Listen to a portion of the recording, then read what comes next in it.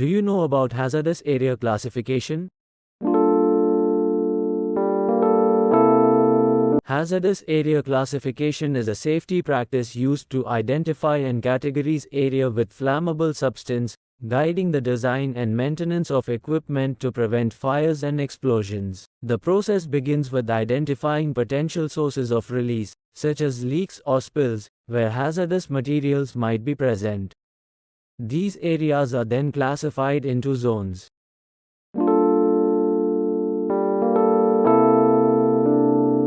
Zone 0 and Zone 20 are used in areas where hazardous gases or dust are present continuously or for long periods. Zone 1 and Zone 21 are used where hazardous gases or dust are likely to occur during normal operations. Zone 2 and Zone 22 are designated for areas where hazardous gases or dust might appear rarely and only for short durations. After classification, the next step is selecting certified equipment to prevent ignition in hazardous zones, typically using explosion-proof enclosures or intrinsically safe circuits.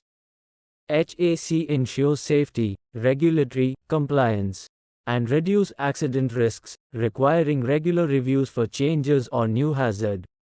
Thanks for tuning in. If you liked the video, don't forget to hit the like button.